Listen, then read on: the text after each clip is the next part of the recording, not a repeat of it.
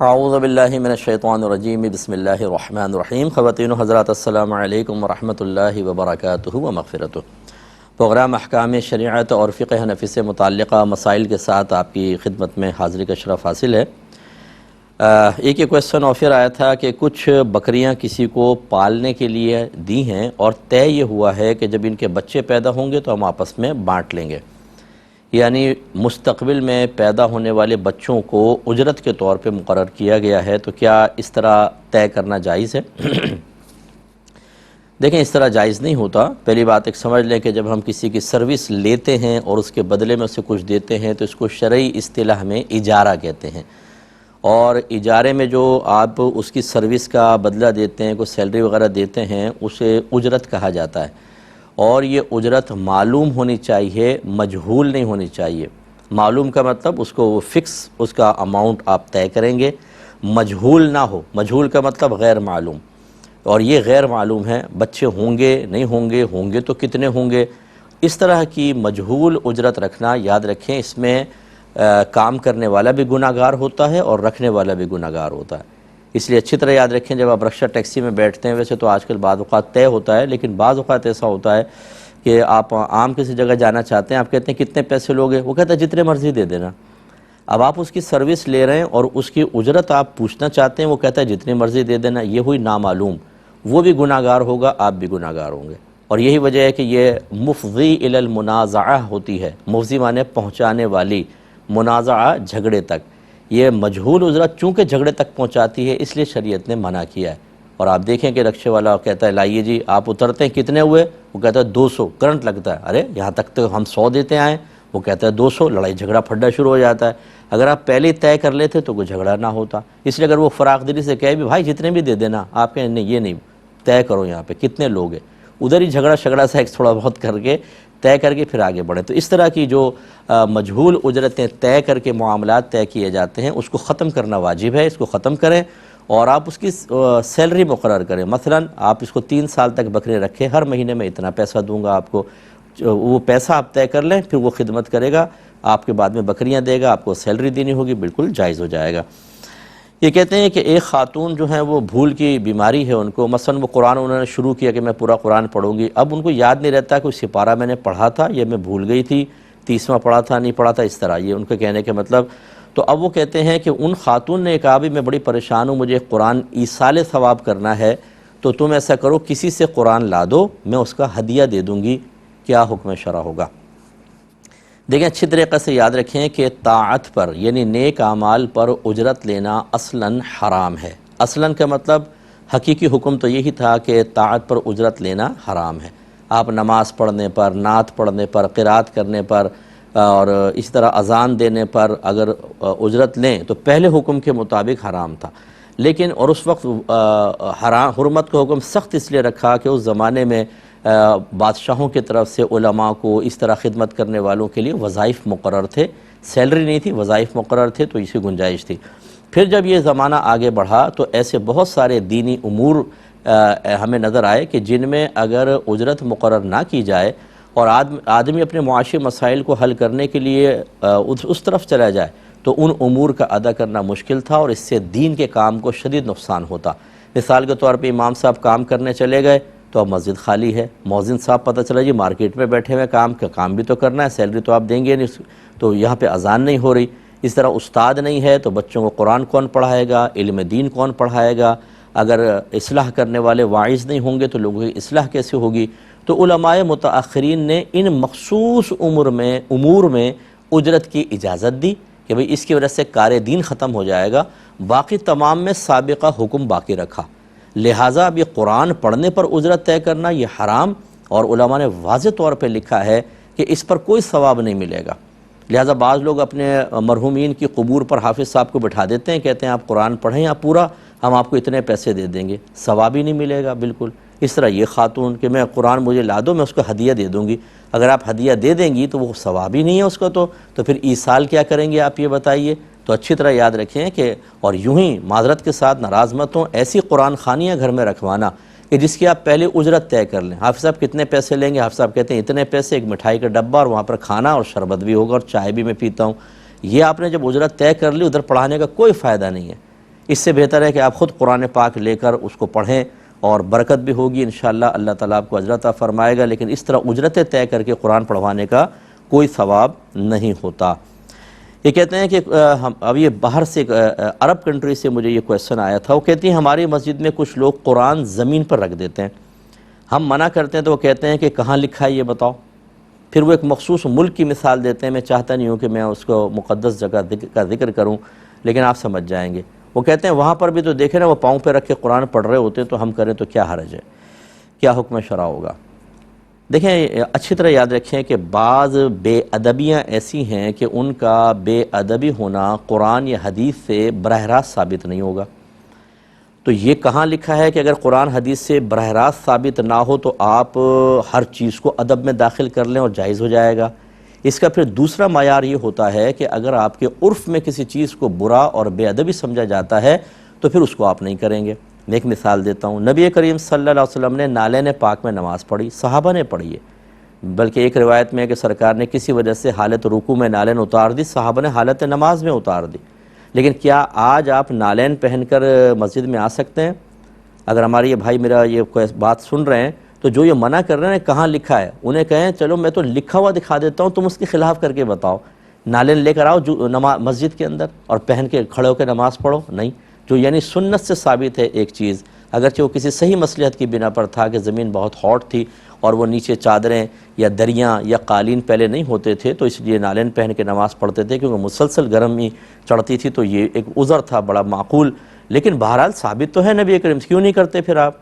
تو اب یہ کہنا کہاں لکھا ہے، چلو لکھا ہے تو وہ کر کے بتاؤ۔ تو اس لیے یاد رکھیں، دوسرا ہوتا ہے عرف۔ اگر آپ کے عرف میں، اب جیسے ہمارے عرف میں مسجد میں جوتی لے کر آنا بہت بڑی بے ادبی سمجھا جاتا ہے، دکھائیے کہاں لکھا ہے کہ مسجد میں جوتی لانا منع ہے، دکھائیے قرآن میں، حدیث میں، بلکہ میں نے تو ابھی بتا دیا خود نبی کریم نالین پہن کے مسجد میں آتے تھے، صحابہ کرام بھی آتے تھے، اب کیا حکم شرع ہوگا؟ اس لیے اس قسم کی بحثیں کرنا کہ جی دکھاؤ کہاں لکھا ہے، یہ وہ لوگ ہوتے ہیں جو ادب اختیار نہیں کرنا چاہتے اور اس طرح کی باتیں کر کے سامنے والے کو الجھاتے ہیں، یہ بالکل بے ادبی ہے۔ قرآن اللہ کا کلام ہے، اسے زمین پہ رکھنا، اس کو پیروں پہ رکھ کے پڑھنا بہت بڑی بے ادبی ہے۔ بلکہ ہمارے علماء یہ فرماتے ہیں، اس پہ بھی کوئی ناراض نہ ہو قاری صاحب، کہ اگر قاری صاحب اونچی جگہ بیٹھیں اور بچے نیچے بیٹھ کے قرآن پڑھ رہے ہوں تو یہ بھی بہت بڑی بے ادبی ہے۔ ان قاری صاحب کو زمین پر بیٹھنا ہوگا، اگر بچے نیچے بیٹھے ہوئے تو زمین پہ بیٹھنا ہوگا، اوپر بیٹھ کے پڑھیں گے تو قرآن نیچے آپ اوپر، یہ بہت بڑی بے ادبی۔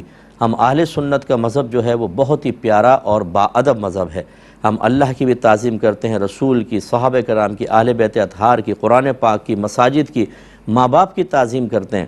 تو اس لیے اب ماں باپ کو زمین پہ لٹا کر آپ سامنے کھڑے ہو جائیں، اپنے پیر ان کے منہ کے پاس کر لیں، یہ صحیح ہوگا بتائیے؟ آپ کہیں گے نہیں ہوگا، اور کوئی کہے کہ اچھا کہاں لکھا ہے بتاؤ، میں تو اپنے ماں باپ کو زمین پہ لٹا کے ان کے منہ کے پاس اپنے پاؤں رکھوں گا، دکھائیے قرآن و حدیث میں کہاں ہے؟ تو یہ اس طرح کی بیکار بحثیں، ان سے بالکل بحث نہ کریں، آپ بالکل ادب و احترام کریں، یہ بے ادبی ہے۔ ہمارے عرف کے اندر قرآن پاک کا ادب اور احترام یہی ہے کہ اس کو تعظیم کے ساتھ استعمال کیا جائے۔ دوسرا انہوں نے کہا کہ انہوں نے کویسچن کیا تھا کہ جب کوئی فوتگی ہو جاتی ہے اور مسجد میں قرآن خوانی ہونے لگتی ہے تو کچھ عورتیں آ کے قرآن چھین لیتی ہیں اور کہتی ہیں گناہ ہے، الگ پیپر پہ لکھی ہوئی دعا پکڑا دیتی ہیں، کہتی ہیں یہ پڑھو، قرآن کسی کو نہیں پڑھنے دیتی، کیا حکم شرع ہوگا؟ معذرت کے ساتھ میں لفظ استعمال کر رہا ہوں، یہ وہی خواتین ہوں گی جن کو بدعت کا ہیضہ ہو گیا ہے، جی بدعت ہے بدعت ہے، کہاں لکھا ہے اس طریقے سے جمع ہو کے قرآن پڑھنا؟ اچھا پکی مسجد بنی ہوئی ہے وہ بدعت نہیں ہے، گنبد و مینار ہیں وہ بدعت نہیں ہے، قرآن پاک پہ زبر زیر پیش اعراب لگ گئے بدعت نہیں ہے، جمعے کی اذان ثانی بدعت حسنہ حضرت عثمان غنی نے اذان اول حضرت عثمان غنی نے شروع کروائی، یہ بدعت نہیں ہے، حضرت عمر فاروق نے تراویح کی جماعت کا آغاز کیا، اس میں کوئی مسئلہ نہیں ہے۔ اس کے علاوہ 6 کلمے، ایمان مفصل، ایمان مجمل، بخاری، ترمذی، نسائی، ابو داؤد کی طرز کے اوپر حدیثوں کو جمع کرنا، ان کے نام رکھنا، ادارے قائم کرنا، اس میں سلیبس مقرر کرنا، ہر سال کو ایک درجہ قرار دینا اور 8 سال کے بعد پھر دستار بندی کرنا، ختم بخاری کے تقریب ہونا، ان میں کوئی بدعت نہیں ہے، یہ ہے بدعت۔ تو یہ وہ لوگ ہوتے ہیں کہ جو بیچارے خود بہت ساری بدعتوں میں ملوث ہوتے ہیں اور دلیری کے ساتھ ہوتے ہیں، لیکن مسلمان کو ہر چیز پر بدعت بدعت بدعت کے نعرے لگاتے ہیں۔ جیسے مجھ سے کسی نے پوچھا کہ یہ بکرا صدقہ کرنا کیسا ہے، کہا بدعت ہے، مطلب کسی نے کہا، ان کو کہا تھا، انہوں نے پوچھا، پھر مجھ سے پوچھا کہ بھئی یہ بکرا صدقہ کرنا کیسے، کہتے ہیں بدعت ہے۔ ویسے مال خرچ کرو. بھائی بدعت کا مطلب کیا ہے؟ صدقہ کرنے کا حکم ہے، اور صدقہ کا مطلب ہوتا ہے اپنا مال اللہ تعالیٰ کے بارگاہ میں ثواب کی نیت سے خرچ کرنا. تو اب اگر آپ بکرے کو صدقہ کریں تو اس میں کیا حرج ہے؟ خواہ مخواہ بس وہ ہر چیز کو بدعت کہنا، تو یہ کوئی بدعت نہیں ہے. ہاں یہ ضرور ہے کہ اس کو میں بھی بدعت کہتا ہوں اور میں برملا کہتا ہوں. وہی جیسے ابھی میں نے آپ کو بتایا پیسے لے کے قرآن خوانی کرنا، یا اس طرح بیٹھے ہوئے کہ کوفت کے ساتھ، بھئی اب بیٹھنا ہے، رشتہ دار ہیں، کوفت کے ساتھ بیٹھ کے قرآن پڑھ رہے ہیں. اچھا ایک دوسرے کے ساتھ کہہ رہے ہیں تو یہ والا صفحہ پڑھ لے، میں یہ والا صفحہ پڑھ لوں گا، اور باتیں کر رہے ہیں آپس میں، اور پھر جب کوئی آئے تو جلدی یوں کر کے جلدی جلدی صفحے پلٹ رہے ہیں. یہ سب بدعت قبیحہ ہے، قرآن کے ادب کے خلاف ہے. نہیں بیٹھنا تو چلے جائیں نا، کیوں بیٹھ کے پڑھتے ہیں؟ اور کیوں غلط سلط پڑھ رہے ہیں؟ اور کیوں بغیر پڑھے اس کو بند کر کے رکھ کے کھانے میں بہت ماہر ہو جاتے ہیں؟ تو یہ بدعت ضرور ہے، لیکن اگر ایک ادب کے ساتھ لوگ بیٹھ کے قرآن پاک پڑھ رہے ہیں اور مقصود ایصال ثواب ہے، اس میں کوئی بدعت کا تصور نہیں ہے. کالر ہمارے ساتھ ہیں. السلام علیکم. جی وعلیکم السلام. سب گل یہ ہے کہ میں مطلب تالا لگا کے گئی تھی کار، میری جھنڈ کے لیے تو تالا لگایا. میں کہا میں نہیں لگایا، میں کہ نہیں لایا. آپ کی آواز نا آپ تھوڑا تیز بول رہی ہیں، تھوڑا سا آہستہ بولیے، تھوڑا سا آہستہ. آپ کہاں تالا لگا کے گئی تھی؟ اپنے گھر کو لگا کے گئی تھی ٹھیک نا، ہے. تو کہتی تو نے تالا لگایا. میں نے کہا میں نے نہیں لگایا. پھر اس نے میری بڑی جٹھانی کو بلایا تو میں نے کہا نہیں لگایا. میں نے لگایا تھا لیکن میں نے جھوٹ سے کہا کہ میں نے نہیں. کہا تو قرآن چک. میں کہا میں ہاں قرآن چک دی کہ میں نہیں لگایا. ٹھیک ہے. اس کے بعد میرے میاں نو نہیں سی پتا کہ نے تالا لایا کہ نہیں. وہ آئے تو انہوں نے مطلب وہ نے کہا کہ تو تالا لگایا، اور دوسری نے کہا کہ تو لایا. ہاں میں شہادت دینی ہوں. وہ کہندی تیرا بچہ مر جائے، جے تو سچ جھوٹ بولے تو تیرا بچہ مر جائے، جے میں جھوٹ بولا تو میرا بچہ مر جائے. آیا مطلب مینوں ہن یہ کی کفارہ دینا پائے گا؟ چلے میں بتاتا ہوں بہن، ٹھیک ہے، عرض کرتا ہوں. آپ اسی کویسچن کو لے لیتے ہیں کہ دیکھیں پہلی بات تو یہ کہ خدا را دین کو سیکھنے کی کوشش کریں. شوہر پر بیوی کو الگ رہائش فراہم کرنا واجب ہوتا ہے، اور الگ رہائش کا یہ تصور ہوتا ہے کہ مثال کے طور پہ کوئی الگ گھر ہی نہیں، اگر ایک کمرہ وہ شوہر اس کو دے دیتا ہے جس میں عورت اندر سے کنڈی لگائے اور جب باہر جانے لگے تو تالا لگا کے جا سکے، اپنے پرائیویسی کی حفاظت کر سکے، تو یہ الگ رہائش کا تصور ہے. اگر کوئی خاتون جوائنٹ فیملی میں رہتی ہیں اور اس وجہ سے اپنے کمرے کو تالا لگا کر جاتی ہیں کہ خدا نخواستہ کوئی چوری نہ کر لے، کوئی گھس کے میری چیزیں استعمال نہ کر لے، تو اس کو بالکل شرعی طور پہ حق حاصل ہے. اس پہ کون سا شور مچانے کی ضرورت تھی کہ کیوں تالے لگا کر گئیں؟ اور پھر یہ کہنا کہ ہم پہ شبہ ہے تمہیں کہ ہم چوری کریں گے. بھئی ضروری ہے کہ کوئی تالے لگا کر جائے تو چوری کا شبہ ہوتا ہے؟ اگر آپ گھر میں جب باہر جاتے ہیں تو باہر بھی تالے لگاتے ہیں. اب کوئی محلے والا آ کر کہے کہ تم ہم پہ شک کرتے ہو، بھئی ٹھیک ہے حفاظت کے لیے کرتے ہیں تو اس میں کیا پرابلم ہے؟ تو اس میں تالا لگانے میں کوئی حرج نہیں تھا. لیکن اب یہ ہوا کہ انہوں نے جب آپ سے پوچھا تو آپ نے یہ غلط کیا. آپ کہتی ٹھیک ہے میں تالا لگا کر گئی ہوں، مجھے شریعت حق دیتی ہے، اور اگر شریعت کا آپ کو نہیں پتہ تھا تو آپ کہتی ہاں میں نے تالا لگایا. جو جھگڑا ہوتا تو دیکھا جاتا. آپ نے خود اس جھگڑے کو بڑھایا اور معاذ اللہ قرآن اٹھا لیا، جھوٹا قرآن کہ میں نے تالا نہیں لگایا.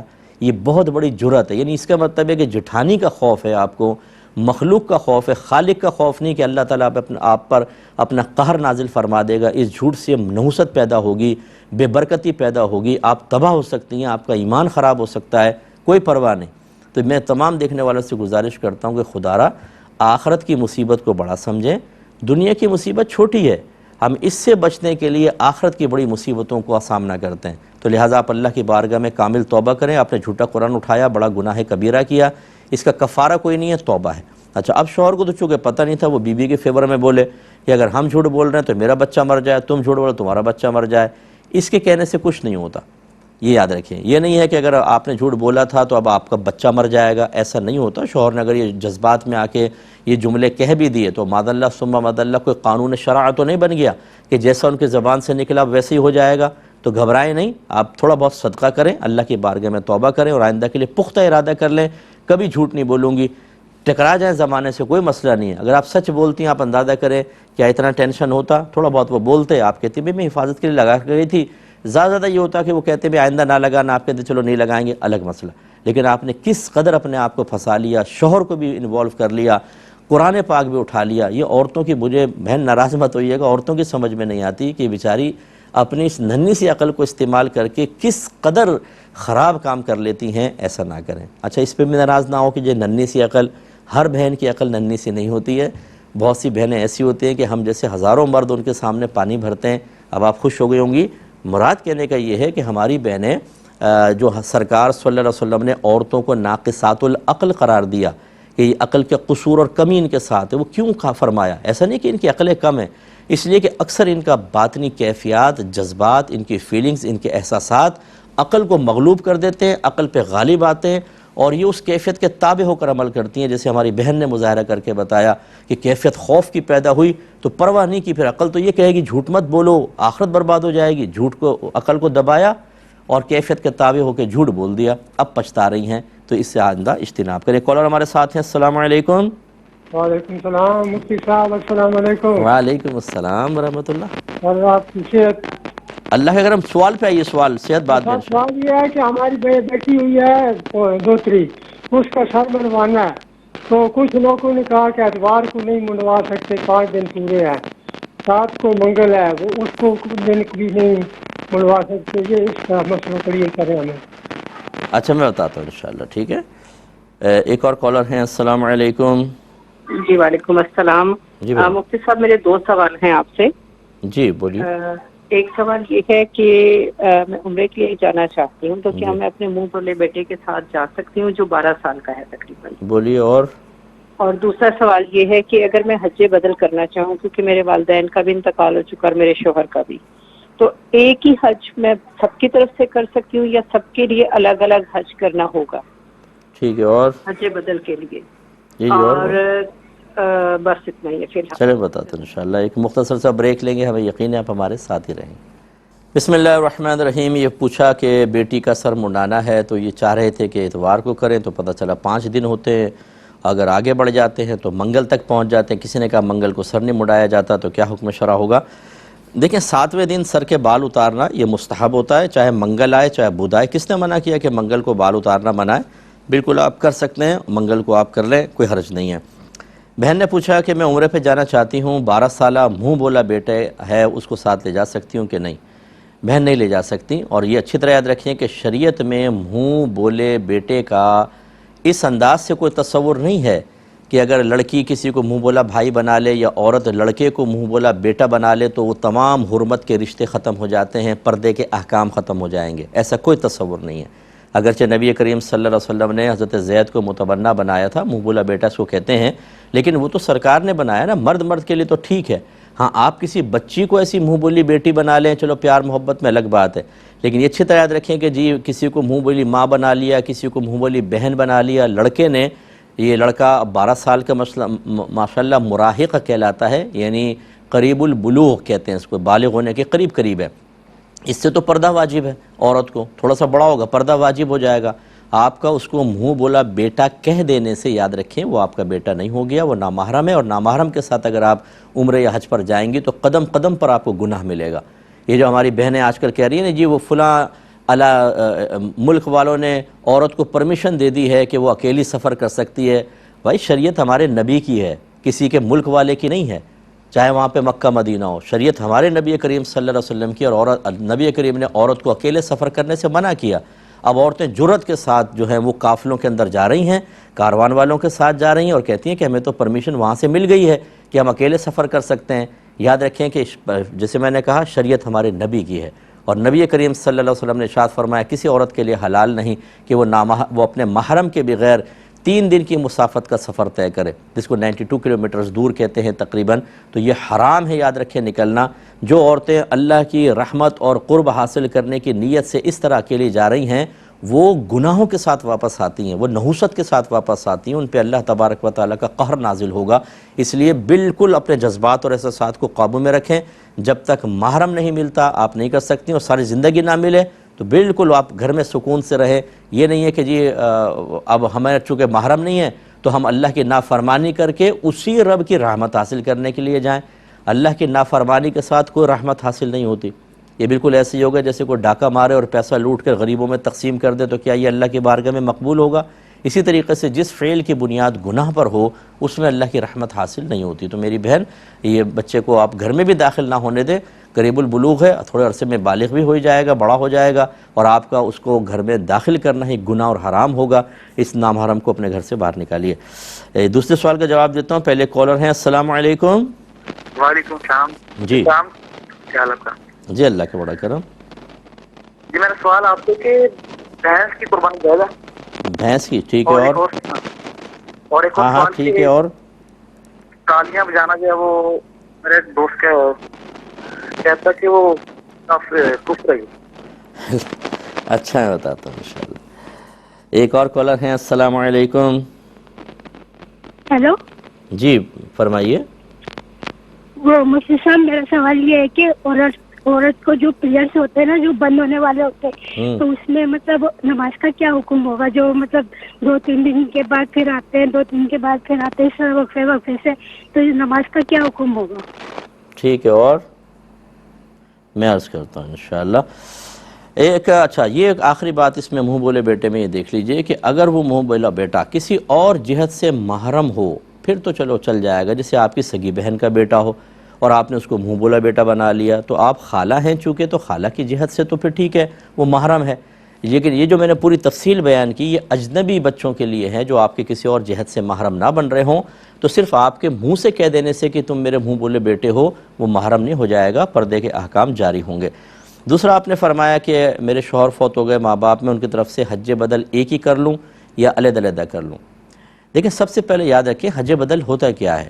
حج بدل یہ ہوتا ہے کہ کسی شخص پہ حج فرض ہو گیا اور وہ ادا نہ کر سکا تو پھر وہ وصیت کر جاتا ہے کہ میری طرف سے حج کرنا تاکہ میرا فرض ادا ہو جائے. یہ ہے حج بدل. یا وصیت نہیں کی، فوت ہو گئے، آپ کو پتہ تھا کہ والد صاحب مالدار تھے، حج کر سکتے تھے لیکن نہیں کیا، ان کو وبال آخرت سے بچانے کے لیے اولاد ان کی طرف سے حج کرے تاکہ ان کا فرض ادا ہو جائے. اس کو حج بدل کہتے ہیں اور نبی کریم نے اس کا تصور دیا. اب فرض کر لیں کہ والدین فوت ہوئے، ان پہ حج فرض ہی نہیں تھا، شوہر فوت ہوئے، ان پہ حج فرض ہی نہیں تھا، تو حج بدل کیا ہوگا؟ تو پھر اس میں یہ ہوتا ہے کہ آپ حج کریں اور اس کا ثواب ان سب کو بخش دیں، چاہے پوری امت کو بخش دیں. حج بدل بس وہاں ہوگا جب کسی پر فرض تھا اور وہ اس کو ادا نہ کر سکا، اب آپ اس کی طرف سے کر رہے ہیں تو پھر یاد رکھیں کہ جس کی طرف سے کر رہے ہیں اسی کی طرف سے کریں گے. پھر 2-3 کو شامل نہیں کر سکتے، حتیٰ کہ اپنے آپ کو شامل نہیں کر سکتے. جو حج بدل کرتا ہے اس کی طرف سے حج نہیں ہوتا بلکہ وہ جس کی طرف سے کر رہا ہے اس کی طرف سے وہ حج ادا ہوگا. پھر وہ الگ الگ کرنا ہوگا. تینوں پہ فرض تھا مثلا تو والدہ کی طرف سے علیحدہ، اگر آپ حج بدل کرنا چاہیں والد صاحب کی طرف سے علیحدہ، شوہر کی طرف سے علیحدہ، اور اگر چاہیں تو ایک خود کر لیں، 2 کسی اور کو کروا دیں، یہ بھی ہو سکتا ہے. لیکن اگر ان پہ حج فرض نہیں تھا تو پھر حج بدل نہ کہیں بلکہ یہ کہیں کہ میں حج کر کے اس کا ثواب ان کو بخشنا چاہتی ہوں. اس میں پھر آپ اپنی طرف سے حج کریں اور اس کا ثواب سب کو بخش دیں.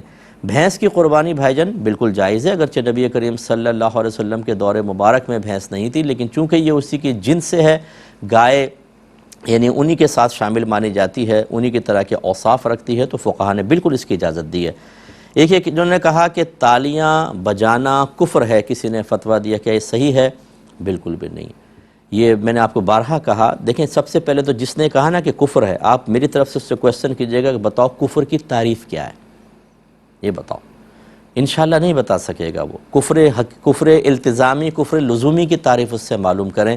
یہ خواہ ہر ایک کو یہ کافر کافر کافر، مشرک مشرک مشرک، بدعتی بدعتی بدعتی، یہ ہر ایک کے زبان پر آ گیا. اور حقیقت معلوم کریں. اور اس طرح شرک شرک شرک شرک کسے کہتے ہیں، شرک کی صحیح تعریف معلوم ہو تو معصوم مسلمانوں کو، انوسینٹ مسلمانوں کو کوئی بھی مشرک نہ کہے. لیکن تعریف پتہ نہیں ہوتی، بس سیکھ لیتے ہیں. سارے مسلمان شرک کر رہے ہیں صاحب. مزار پہ جا رہا ہے وہ شرک کر رہا ہے، جو صلاۃ والسلام پڑھ رہا ہے شرک کر رہا ہے، جو یا رسول اللہ کہہ رہا ہے شرک کر رہا ہے. کتنے لوگ مجھے ملے ہیں کہ جی یہ شرک کر رہے ہیں. اب میں بٹھاتا ہوں، میں بڑے پیار سے پوچھتا ہوں بتائیے شرک کی تعریف کیا ہے، شرک فی الذات کیا ہے، شرک فی الصفات کیا ہے، ذرا مجھے بتائیے. یہ ہمیں تو معلوم نہیں. یعنی شرک کا تمہیں پتہ نہیں، اس کی حقیقت تک آپ کی رسائی نہیں، فتوے ایسے جاری کر رہے ہیں جیسے وقت کا امام اعظم آ گیا ہے. شرم نہیں آتی آپ کو کہ مسلمانوں کو مشرک کہہ رہے ہیں آپ. یہ سب سے بڑی بدعت یہ ہے. نبی کریم کے دور میں کسی مسلمان کو مشرک نہیں کہا گیا. آج مسلمانوں کو ہر بات میں مشرک اور بدعتی کہا جا رہا ہے. اور وہی ان چیزوں کے اندر کہ اگر دیکھا جائے تو جو آپ مسلمانوں کو ایک جہت سے کسی وجہ سے بدعتی قرار دے رہے ہیں، خود دوسری بدعت میں مبتلا ہیں. تو خلاصہ کلام یہ ہے کہ بہرحال تالیاں بجانا کوئی کفر نہیں ہوتا بھائی. ہاں یہ ضرور تھا کہ جب کفار پہلے دور میں زمانہ جاہلیت میں کعبۃ اللہ کا طواف کرتے تھے تو سیٹیاں اور تالیاں بجا کر برہنہ طواف کیا کرتے تھے. تو اس وجہ سے یہ کلیپنگ کرنا منع کیا فقہاء نے کہ بھئی یہ کفار کسی علامت ہے، اور لہو و لعب والے تالیاں بجاتے ہیں. لیکن آج کل کے دور میں اگر تالیاں کسی صحیح مقصد کے لیے بجائی جائیں تو کفر کیا، یہ تو مستحب بھی ہو سکتا ہے، مستحب بھی ہو سکتا ہے، کم از کم مباح تو ضرور ہے، نہ گناہ نہ ثواب.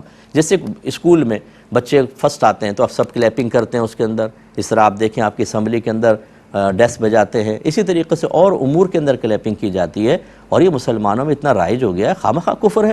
زیادہ سے زیادہ میں نے کہا یعنی اس کی حد آپ مباح کر لیں، نہ گناہ نہ ثواب۔ ہاں اگر آپ لہو و لعب کے لیے تماشا دیکھتے ہوئے کر رہے ہیں، کسی کا مذاق اڑاتے ہوئے کر رہے ہیں، ویسے ہی مار رہے ہیں، تو پھر یہ کہ ہم اس کو اگر مذاق اڑاتے ہوئے کر رہے ہیں تو گناہ بھی کہہ سکتے ہیں کہ دل آزاری کا سبب بن رہا ہے، اور بیکار ایسی کر رہے ہیں تو زیادہ سے زیادہ مکروہ تنزیہی۔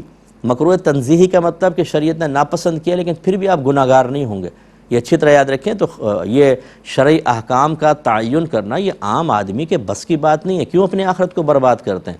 نبی کریم صلی اللہ علیہ وسلم نے ارشاد فرمایا، جو میں نے حدیث کل بھی آپ کو سنائی، کہ جو بغیر علم کے فتویٰ دے، یعنی کوئی شرعی حکم بیان کرے، گویا کہ وہ کہہ رہا ہے کہ یہ اللہ اس کے رسول نے فرمایا، تو سرکار فرماتے ہیں یہ بغیر علم کے فتویٰ دینے والے پر زمین و آسمان کے تمام فرشتے لعنت کرتے ہیں۔ یہ میری کلپ نکال کر اس بھائی کو بالکل ادب سے دیں، اس کو ڈانٹیے گا مت کہ وہ غصے میں آ کر، کیونکہ یہ جو جاہل قسم کے ہوتے ہیں جب انہیں ان کی اصلاح کی جائے تو ان کی انانیت اتنی زیادہ ہوتی ہے، یہ قرآن کا حدیث کا انکار کر دیتے ہیں۔ میں نہیں مانتا ہوں، جو میں کہہ رہا ہوں وہ صحیح ہے، تو بھائی چلو ٹھیک ہے، اگر صحیح ہے آپ قرآن و حدیث سے ثابت کر دیں اس کو کہ تالی بجانا کفر ہے، آسان سی بات ہے۔ نہیں ثابت کرتے تو خدا کا خوف کریں، آپ نے مرنا نہیں ہے، آپ کو اپنے ایمان کی فکر نہیں ہے، ایسا نہ ہو کہ ایمان ہی ضائع ہو جائے اس طرح کے فتوے دینے سے آپ کا، اور پھر عذابات قبر، پھر میدان معاشر میں ذلت و رسوائی، یا وہاں پر جا کر بھی بدماشی کریں گے آپ، جیسے آپ لوگوں کے سامنے بدماشیاں کر رہے ہیں۔ یہ طریقہ کار غلط ہوتا ہے، ان کو سمجھائیں پیار محبت سے کہ ابھی بھی موقع موجود ہے، توبہ کریں اور آئندہ اس قسم کے ناجائز اور غلط فتوے جاری نہ کریں۔ یہ بچے نے فرمایا کہ عورت کے حیض بند ہونے کا کیسے اندازہ کریں؟ کبھی 2 دن آئے پھر رک گئے، پھر 1-2 دن آ گیا رک گئے، تو کیا حکم شرع ہوگا؟ دیکھیں بہن، یہاں پر پورا میرے بچے سے میں گزارش ہے کہ پورے حیض کے احکام بیان کرنا بہت مشکل ہے۔ جب آپ لوگ اس قسم کے کویشچن کرتے ہیں، میں بہنوں سے خاص طور پہ مخاطب ہوں، تو مجھے بڑا افسوس ہوتا ہے کہ جو مسائل آپ کو 9 سال کی عمر سے پہلے سیکھ لینے چاہیے تھے، چونکہ آپ نے کسی عالمہ سے نہیں سیکھے، آپ نے کوئی کتاب پڑھنے کی زحمت گوارہ نہیں کی، آپ کی معلمہ اس سلسلے میں کون ہیں؟ امی ہیں، خالہ ہیں، دادی ہیں، نانی ہیں، بڑی بہن ہیں، کزنز ہیں، ان سے آپ پوچھ کے چلتی ہیں۔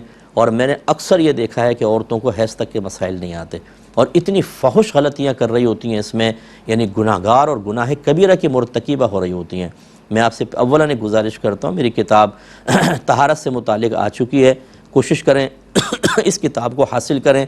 یہ طہارت کے موضوع پر بیسٹ بک ہے، اتنی زبردست، یہ ہر گھر کی ضرورت ہے، آپ اسے رکھیں، انشاءاللہ پاکی ناپاکی سے متعلق کوئی مسئلہ، مجھے امید ہے اللہ کی رحمت سے ایسا نہیں ہوگا جو اس کتاب میں آپ کو نہ مل جائے، یعنی جو آپ کی ضرورت کو، مراد یہ کہ جو آپ کی ہر ضرورت پوری کر دے گی۔ اس میں حیض و نفاس کا چیپٹر بھی ڈالا ہے، وہ ضرور پڑھیں۔ تو بہرحال اب دیکھیں، مختصر آپ نے پوچھا ہے تو میں کوشش کرتا ہوں کہ حیض کی کم از کم مدت بیٹا 3 دن ہوتی ہے۔ اگر 1 دن آ کر بند ہو گیا اور اگلے 15ویں روز تک نہیں آیا تو بس یہ استحاضہ کہلاتا ہے، بیماری کا خون۔ ہاں اگر 15 روز کے اندر دوبارہ آ گیا تو پھر یہ بیچ میں حیض بنے گا، ٹھیک ہے؟ تو یہ عمومی طور پر ایسے ہوتا ہے کہ 1-2 دن آیا پھر بالکل ہی بند ہو گیا تو پھر یہ استحاضہ ہے، لیکن اگر 3 دن تک لگاتار آیا تو یہ حیض ہوتا ہے۔ اس کے بعد مثال کے طور پہ 1-2 دن اور آیا پھر بند ہو گیا تو یقینی سی بات ہے کہ اگر آپ کی عادت یہی ہے، لیکن جیسے آپ نے لکھا کبھی آتا ہے کبھی اس طرح، تو آپ نے دیکھا کہ پورا دن نکال دیا، حیض نہیں آیا، تو آپ غسل کر کے نماز شروع کر دیں گی۔ لیکن اس سے اگلے دن پھر آ گیا، یعنی 1 دن پاک رہیں، اگلے دن پھر آ گیا، تو اب آپ اس کو چھوڑ دیں، کیونکہ یہ امکان ہے کہ 10 روز تک یہ دوبارہ آ سکتا ہے۔ تو حیض زیادہ سے زیادہ 10 روز تک ہوتا ہے، آپ نماز چھوڑ دیں۔ اگر 10 روز کے اندر دوبارہ آ گیا تو سمجھ لیں سارے حیض کے کنفرم ہو گئے، اگر نہیں آیا فرض کر لیں اور 10 روز کراس ہو گیا ہے تو پھر بس سمجھ لیں کہ وہ جتنے دن حیض آیا تھا وہ حیض کے ہیں، اور باقی آپ کے پاکی کے ایام تھے، لیکن آپ نے احتیاط کی وجہ سے نماز چھوڑی تھی، تو وہ جو باقی کے ایام ہوں گے ان کی نماز قضا کریں گے آپ، اور گناہگار نہیں ہوں گی، اور باقی جو حیض کے ایام تھے ان میں نمازیں وغیرہ معاف ہوں گے۔ اب آپ اس کلپ کو میرا یوٹیوب پہ 2-3 دفعہ سن لیں، ہو سکتا ہے کہ ساری سچویشن سمجھ میں نہ آئے۔ میں نے آپ کو جیسے بتایا اس کے مسائل بہت طویل ہوتے ہیں، اس کی مختلف سچویشن ہوتی ہیں۔ آپ میری کتاب پڑھ کر دیکھ لیں حیض کی، انشاءاللہ ایک جگہ ایسی میں نے معلومات اکٹھی کر دی ہیں، اگرچہ تمام میرے بزرگوں کا ہی فیض ہے، میرا کوئی کمال نہیں ہے، کہ آپ انشاءاللہ جب ہماری بہنیں پڑھیں گی تو نہ صرف آپ خود حیض کے مسئلے جانیں گی بلکہ دوسری خواتین کو سکھا سکتی ہیں۔ اللہ تعالیٰ عمل کی توفیق عطا فرمائے۔ مختصر سے بریک پہ جائیں گے، ہمیں یقین ہے آپ ہمارے ساتھ ہی رہیں گے۔ بسم اللہ الرحمن الرحیم۔ کسی بہن نے پوچھا کہ جو عذر کی بنا پہ رمضان کے روزے چھٹ جاتے ہیں تو وہ کہتی ہے میری عادت ہے کہ میں ہر پیر کا روزہ سنت کی نیت سے رکھتی ہوں، تو کیا وہ روزے میں اس سنت کی نیت سے یعنی اس پیر کے روزے کو قضا کی نیت سے رکھ سکتی ہوں؟ تو بالکل آپ رکھ سکتی ہیں، کیونکہ پیر کے دن روزہ رکھنا سنت ہوتا ہے، اس میں دوسرے کی آمیزش ہو سکتی ہے۔ بعض ایسے روزے ہوتے ہیں کہ آپ وہ قضا روزے اور اس کو ملا نہیں سکتے، جیسے شوال کے 6 روزے ہیں کہ وہ رمضان کے علاوہ ہی رکھنے ہوتے ہیں، تو اس میں نہیں کر سکتے، لیکن اس میں آپ بالکل کر سکتی ہیں۔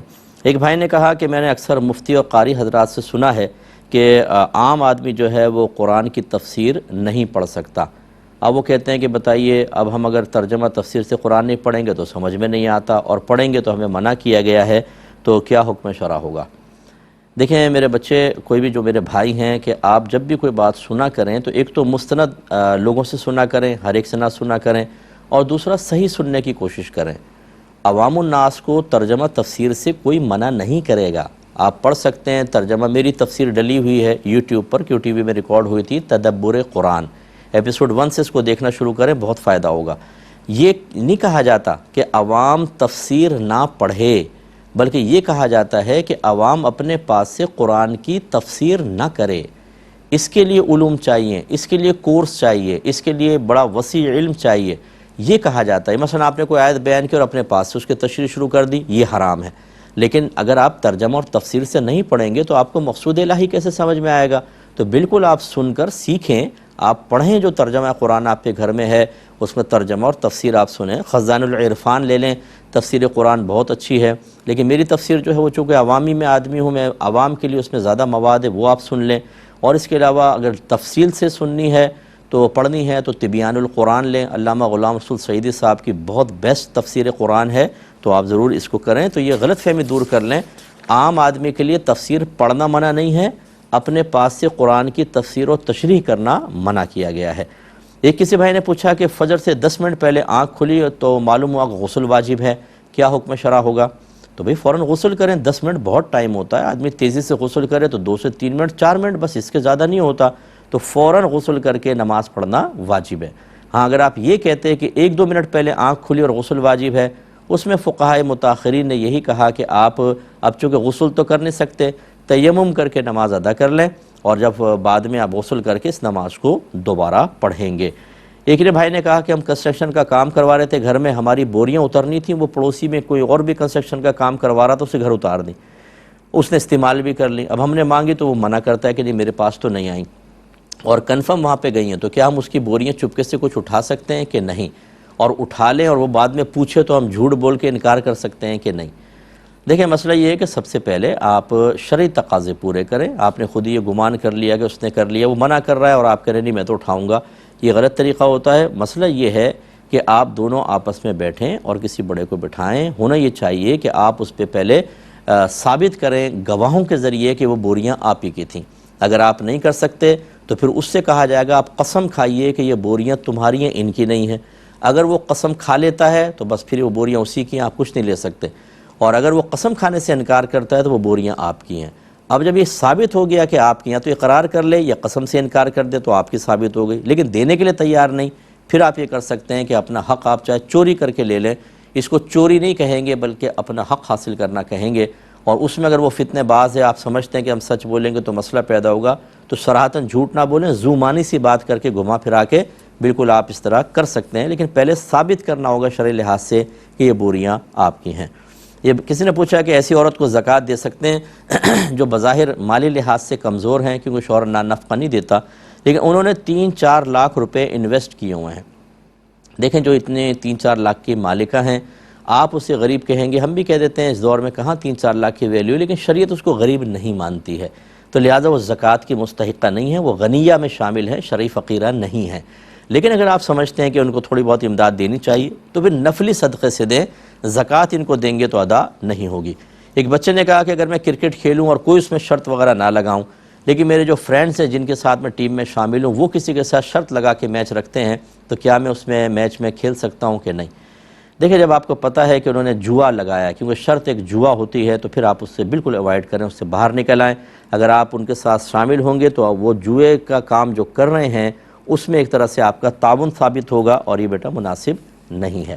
اب چونکہ ہمارے پروگرام کے وقت تقریباً ختم ہو گیا ہے، نیکسٹ فرائیڈے کے زندگی رہی اور پروگرام ہوا تو انشاءاللہ آپ سے ملاقات ہوگی. اس وقت تک کے لیے اپنے میزبان کو، ہماری QTV کی پوری ٹیم کو اجازت مرحمت فرمائیں. آپ ہمارے لیے دعا کیجئے، ہم آپ کے لیے دعا گو ہیں کہ اللہ تبارک و تعالیٰ آپ کو دین کے قریب آنے، دین کو اپنانے، دین کی راہ میں رکاوٹوں پر صبر کرنے اور اسے دوسروں تک پہنچانے کی توفیق عطا فرمائے. آمین. وآخر دعوانا ان الحمدللہ رب العالمین.